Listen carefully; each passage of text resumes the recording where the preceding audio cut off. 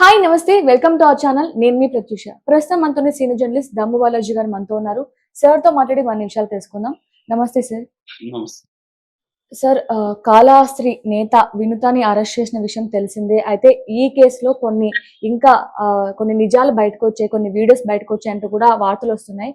అయితే ఈ వీడియోస్‌లో హత్య చేసిన వ్యక్తి అలాగే వినుత గూడా కొన్ని సన్నిహిత వీడియోలు గూడా బయటికి రావడంతో అదే వీడియోలను బెదిరించినారని చెప్పేసి అతన్ని చంపారని గూడా న్యూస్ ఒస్తుంది. అలాగే ఈ ప్రత్యేకమైన న్యూస్‌తో పవన్ కళ్యాణ్ గారికి తమిళనాడులో గూడా కొన్ని అగైనిస్ట్ కామెంట్స్ కూడా వస్తున్నాయని కూడా తెలుస్తుంది. మరి దీని గురించి కొంచెం వివరంగా ఎక్స్‌ప్లెయిన్ చేస్తారా? యాక్చువల్‌గా నిన్న నేను దీని మీద వీడియో చేశాను. సో, ఇప్పుడు కొత్తగా కొన్ని విషయాలు బయటకొచ్చాయి. ఈ విషయాలు మాట్లాడుకుందాం. ఎందుకంటే ఈ వినూత కోట అనే అమ్మాయి అక్కడ జనసేన నేతగా ఉండి 2019లో కాళహస్తిలో ఎమ్మెల్యేగా పోటీ చేసి ఓడిపోయింది. ఆమెకు ప్రధానంగా బొజ్జల సుధీర్ రెడ్డికి ఆమెకి గొడవలున్నాయని చెప్తున్నారు. ఆమె భర్త చంద్రబాబుకి ఇద్దరికి గొడవలున్నాయని చెప్తున్నారు. ఈ నేపథ్యంలో బొజ్జల సుధీర్ రెడ్డి ఇతన్ని చంపించి ఈమె మీద తోసేసాడని కూడా కొన్ని పోస్టులు నేను చూశాను. ఆమె కూడా పోలీసులు ఆమెను తీసుకెళ్ళేటప్పుడు ఆమె మీడియాతో ఏం మాట్లాడారంటే, కొంతమంది రాజకీయంగా మమ్మల్ని ఇరికించడానికి, దెబ్బతీయడానికే ఇది ఇలా చేశారు. అన్ని విషయాలు బయటకి త్వరలోనే వస్తాయని ఆమె చెప్పింది. వాళ్ళ భర్త కూడా సేమ్ డైలాగ్ చెప్పాడు. అయితే వీళ్ళని అక్కడ చెన్నై పోలీసులైతే కేసులో అరెస్ట్ చేసి కోర్టుకు పెట్టారు. ఈ నేపథ్యంలో కన్ఫెషన్ రిపోర్ట్ బయటకొచ్చింది. ఈమె కన్ఫెస్ చేసింది అని ఒక రిపోర్ట్ అయితే బయటకొచ్చింది. దాన్ని అథెంటిక్‌గా పోలీసులైతే చెప్పలేదు. Chennai commissioner Arun press meet కూడా తమిళ్‌లో ఉంది. నాకు తమిళొచ్చు. నేను చూసాను ఆ వీడియో. ఆయన ఏం చెప్తున్నారంటే 8వ తేదీ ఇక్కడ ఒక హౌసింగ్ సొసైటీకి వెనకాల ఒక దాన్నేమంటారంటే ఎంఎస్ నగర్ హౌసింగ్ బోర్డ్ అంటారు. ఎంఎస్ నగర్ హౌసింగ్ బోర్డుకి వెనకాల చెన్నైలో కోవం నదికి సంబంధించిన ఒక కాలువ ఉంది. ఆ కాలువలో డెడ్ బాడీ దొరికింది. ఆ డెడ్ బాడీని మాకు పోలీసులు అక్కడ ఉన్న వాళ్ళు చెప్తే మా పోలీసులు వెళ్ళి డెడ్ బాడీని తీసుకొచ్చి దాని మీద అంత గాయాలున్నాయి. సో దాన్ని సస్పిషియస్ డెత్‌గా మేము ఫస్ట్ ఎఫ్ఐఆర్ రాసి విచారణ మొదలుపెట్టాము. గాయాలున్నాయి కాబట్టి ఇది హత్య అయ్యే అవకాశం ఉందనుకోని మేము అక్కడ సీసీటీవీలు చూస్తే ఒక కారు అక్కడికొచ్చి డెడ్ బాడీని కారులోంచి తీసి బయటపడేసినట్టుగా మాకు అర్థమైంది.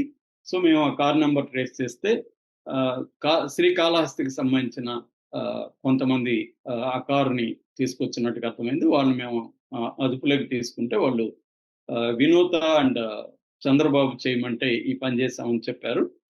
సో మేము వినూత అండ్ చంద్రబాబుని కూడా అదుపులోకి తీసుకున్నాము.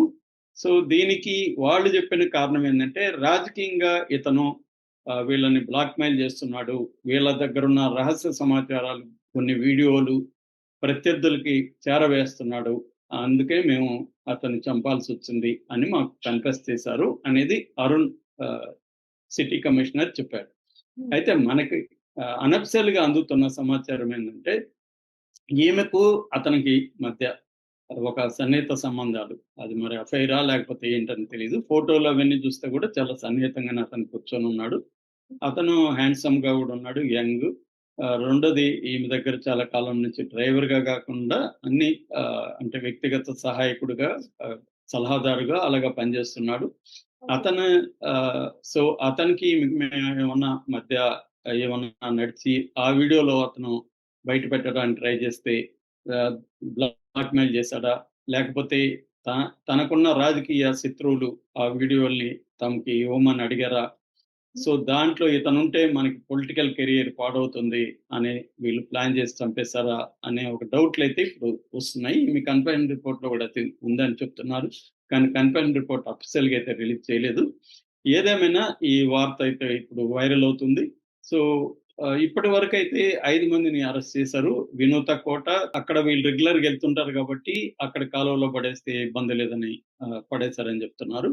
మరోవైపు ఈమె వీర మహిళ చాలా వీడియోలు ఆమెవి ఇప్పుడు బయటకొచ్చాయి. జగన్ ఫ్యామిలీ గురించి, జగన్ వాళ్ళ ఫ్యామిలీలో ఉండే అఫైర్స్ గురించి ఇవన్నీ కూడా మాట్లాడుతుంది. రోజా గురించి కూడా చాలా మాట్లాడుతుంది.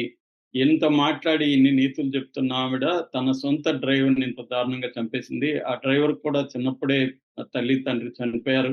సిస్టర్ మాత్రమే ఉంది. సిస్టర్‌కి మ్యారేజ్ అయింది. అతనికి ఎవరూ లేరు.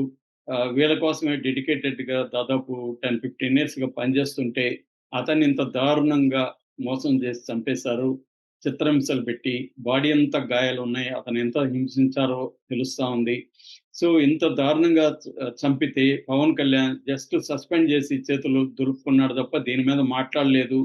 అదే వేరే వాళ్ళు చేసుంటే ఈ పాటికి అతను ప్రెస్ మీట్లు పెట్టి బీభత్సంగా మాట్లాడేవాడు అన్న విమర్శలు పవన్ కళ్యాణ్ మీద ఆంధ్రప్రదేశ్‌లో వస్తుంటే, తమిళనాడులో ఈ మధ్యనే తమిళనాడులో అక్కడ మదురైలో మురుగా దాన్నేమంటారు సమ్మేళనానికి తను చీఫ్ గెస్ట్‌గా వెళ్ళి, అక్కడ కోర్టు ఆదేశాలను కూడా ధిక్కరించి, తమిళనాడులో కూడా పవన్ కళ్యాణ్ మీద విమర్శలొస్తున్నాయి. ఎందుకంటే పవన్ కళ్యాణ్ అక్కడ మురుగా టెంపుల్ దగ్గరికి వెళ్లి అక్కడ కొన్ని వివాదాస్పద కామెంట్లు చేశారు. ఎందుకంటే అక్కడ మదురైలో ఒక కొండుంది. ఆ కొండ మీద మురుగా టెంపుల్, దర్గా కొన్ని దశాబ్దాలుగా ఉంటున్నాయి. ఆ రెండిటిని ప్రిజర్వ్ చేయాలని చెప్పి కోర్టు కూడా అక్కడ హైకోర్టు, మద్రాస్ హైకోర్టు ఆదేశాలిచ్చింది. కానీ అక్కడున్న హిందూ మన్నాన్ అనే సంస్థ దర్గాని తొలగించాలని ఒక ఉద్యమం చేస్తుంది. ఆ ఉద్యమానికి మద్దతుగా పవన్ కళ్యాణ్ కూడా వెళ్లి అక్కడ దర్గాను తొలగించాలని రాజ్యాంగానికి వ్యతిరేకంగా, తర్వాత కోర్టు ఆదేశాలకు వ్యతిరేకంగా వివాదాస్పద కామెంట్లు చేశారు. దానికి వ్యతిరేకంగా అక్కడ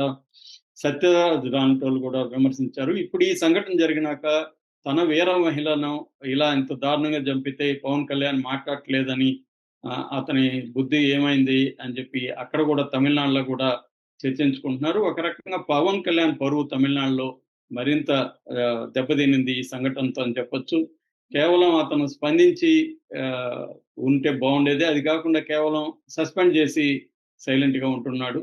సో, ఇదే సంఘటనలో జగన్ ప్రభుత్వంలో గతంలో జరిగినప్పుడు పెద్ద ఎత్తున ఉద్యమాలు చేసిన పవన్ కళ్యాణ్, తన వీర మహిళ ఇంత దారుణంగా చంపితే మాత్రం స్పందించలేదన్న విమర్శలైతే పెద్ద ఎత్తున వస్తుంది. Thank you sir.